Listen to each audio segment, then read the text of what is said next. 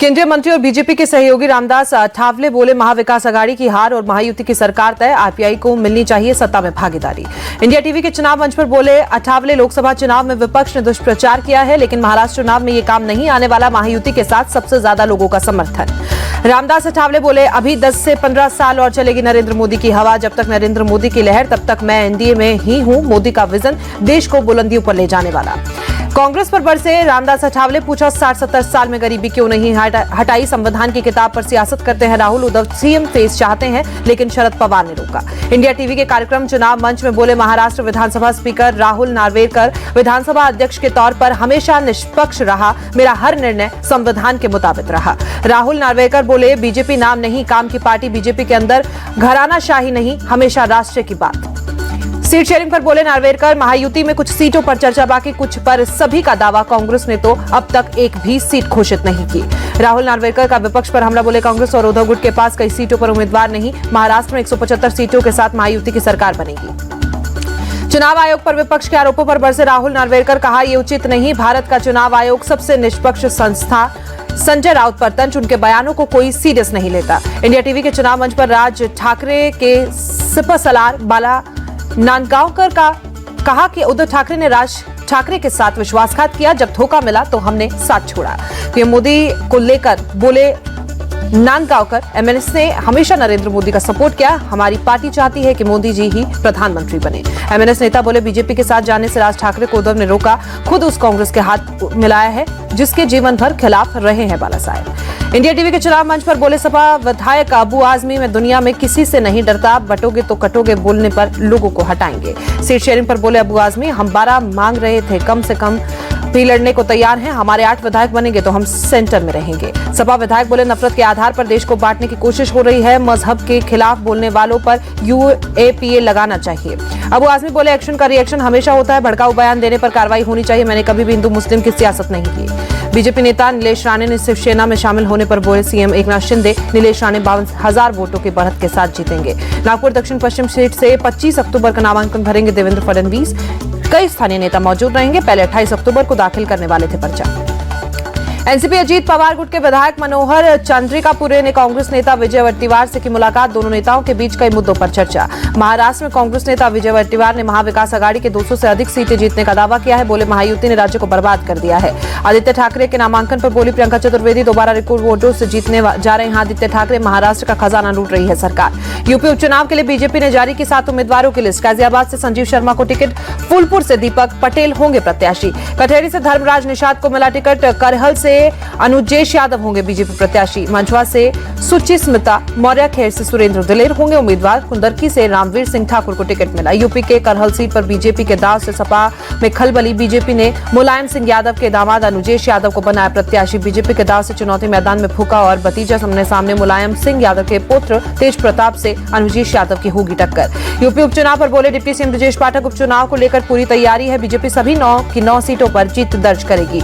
UP विधानसभा की 9 सीटों पर उपचुनाव में एनडीए गठबंधन के होंगे संयुक्त उम्मीदवार। सपा प्रमुख अखिलेश यादव ने साइकिल चिन्ह पर सभी के चुनाव लड़ने का किया ऐलान। यूपी उपचुनाव में कांग्रेस की उपेक्षा के आरोपों के बीच अखिलेश यादव ने राहुल गांधी के साथ का फोटो ट्वीट किया। लिखा, हमने ये ठाना है, संविधान आरक्षण सौहार्द बचाना है। यूपी उपचुनाव सभी सीटों पर साइकिल चिन्ह पर लड़ने की घोषणा कर बीजेपी के राकेश त्रिपाठी बोले, हाथ का पंजा खाली रह गया। सपा ने दिया कांग्रेस को धोबी पछाड़ता।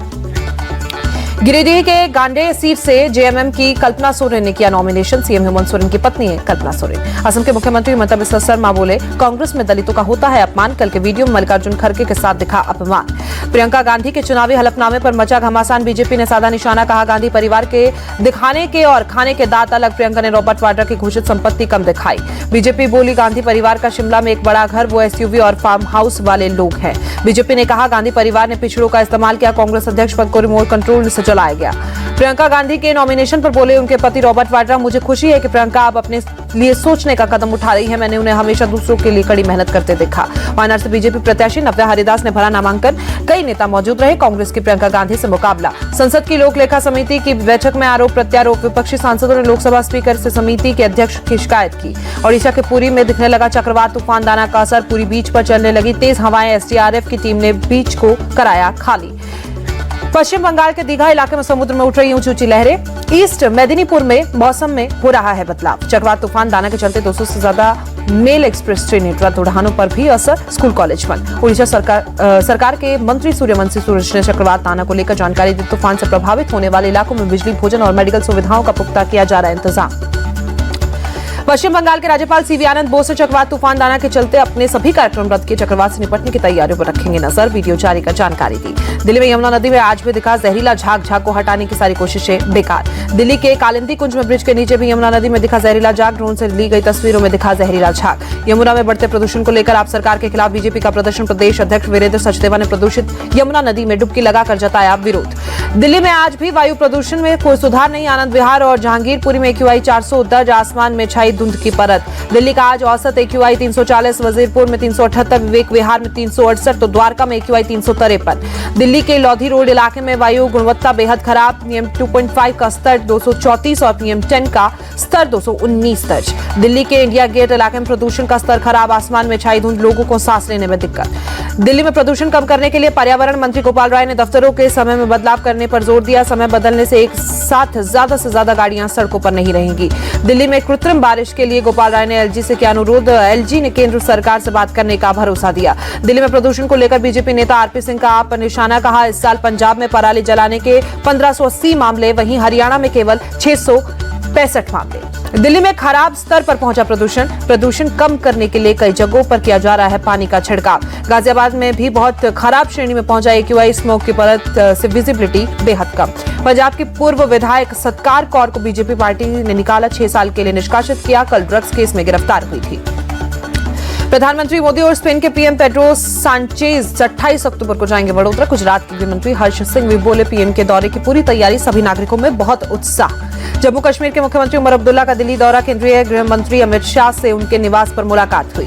गिरिराज सिंह के बयान पर बोले कांग्रेस नेता भूपेश बघेल, मंत्री होते हुए भी वो यात्रा निकाल रहे हैं, क्या वो संविधान की शपथ के अनुरूप है? उन्हें मर्यादा का पालन करना चाहिए। कानून व्यवस्था को लेकर आज शाम 7 बजे अधिकारियों के साथ बैठक करेंगे सीएम योगी। सभी जिलों के अधिकारी वीडियो कॉन्फ्रेंसिंग के जरिए बैठक में शामिल होंगे। चंडीगढ़ में हरियाणा निवास में स्थानीय निकाय की बैठक की अध्यक्षता करने पहुंचे सीएम सैनी। जल्द ही पूरा हो जाएगा राजौरी नौशेरा राजमार्ग, रास्ते में 9 पुल, 300 मीटर स्पेन ब्रिज और टनल से कनेक्टिविटी को बढ़ावा। टनल से हर मौसम के वाहनों की हो सकेगी आवाजाही। वडोदरा की महिला हुई डिजिटल अरेस्ट की शिकार, पहली बार लाइव वीडियो आया सामने। 4 घंटे तक महिला को इसी के घर में हाउस अरेस्ट कर किया टॉर्चर। 4 मिनट के वीडियो में फर्जी पुलिस अधिकारी की तस्वीर भी सामने आई। 4 मिनट के दौरान ही महिला ने 1 लाख रुपए ठगे गए। पीड़ित महिला ने पुलिस को शिकायत दर्ज की। महाराष्ट्र के पुणे में पानी की टंकी ढही, हादसे में 3 मजदूरों की मौत, 7 लोग घायल। बेंगलुरु के होरावू आगरा इलाके में हादसे वाली जगह पर पहुंचे सीएम सिद्धारमैया, राहत बचाव कार्य का जायजा लिया। निर्माणाधीन इमारत ढहने से हुआ था हादसा। सीएम सिद्धारमैया ने मृतकों के परिजनों को 5-5 रुपए के मुआवजे का ऐलान किया। घायलों को भी चोट के आधार पर मुआवजा मिलेगा। बाबा सिद्दीकी मर्डर केस में आरोपी अमित हिसाम सिंह कुमार को कोर्ट ने 4 नवंबर तक पुलिस हिरासत में भेजा। पूछताछ में अमित ने हत्या की साजिश के बारे में पूरी जानकारी होने की बात को बोली। यूपी के मेरठ में तेल के में जुटे 6 लोगों को पुलिस ने गिरफ्तार किया। तेल टैंकर के जरिए नकली तेल पहुंचाते थे, एनसीआर के पेट्रोल पंपों पर करते थे सप्लाई। राजस्थान के जयपुर में पुलिस की बड़ी कार्रवाई, अवैध तरीके से रह रहे 6 बालिग और 6 नाबालिग बांग्लादेशी नागरिकों को पकड़ा। हरिद्वार में पुलिस और बदमाशों के बीच एनकाउंटर, पुलिस ने एक बदमाश को गिरफ्तार किया, 3 फरार। राजस्थान के भरतपुर में मेवात में 6 महीने में 70% घटे साइबर ठग। भरतपुर पुलिस ने एक्टिव लोकेशन के इंटरस्पिट की जारी की तस्वीर। फरवरी में जहां 6,530 ठगों की लोकेशन थी, अब वहां पर 2,136 रह गई। नागपुर में विधानसभा चुनाव के लिए लगे आचार संहिता के बीच कार्रवाई। एक शख्स के बाइक की डिग्गी से पुलिस ने जब्त किए 7 लाख रुपए। गंभीर रूप से विलुप्त हो रहे राजस्थान के राजकीय पक्षी ग्रेट इंडियन बस्टर्ड को लेकर आई अच्छी खबर। नई तकनीक के माध्यम से एक स्वस्थ चूजे का जन्म, सीएम भजनलाल शर्मा ने ट्वीट कर दी जानकारी। गुरु पुष्य नक्षत्र पर जयपुर के मोती डुंगरी गणेश मंदिर में भगवान गणेश का हुआ विशेष अभिषेक, बड़ी संख्या में शामिल हुए भक्त। दिवाली करीब आते ही बाजारों में चहल पहल शुरू। गुवाहाटी में रंग बिरंगे मिट्टी के बर्तनों और दियों से सजे बाजार। भारतीय विकेटकीपर बल्लेबाज ऋषभ पंत ने आईसीसी टेस्ट रैंकिंग में विराट कोहली को पछाड़ा। 3 स्थान की छलांग लगाकर छठे पायदान पर पहुंचे। 720 अंकों के साथ 8वें स्थान पर Virat Kohli. Emerging Asia cup में भारत की लगातार तीसरी जीत। इंडिया ने ओमान को 6 विकेट से हराया। आयुष वरुण ने 27 गेंदों में बनाए 51 run. Feminist India Nikita Porwal ने मुंबई में की अपने संघर्ष की चर्चा, कहा मैं उज्जैन से हूं और मुझे गाइड करने वाला कोई नहीं था।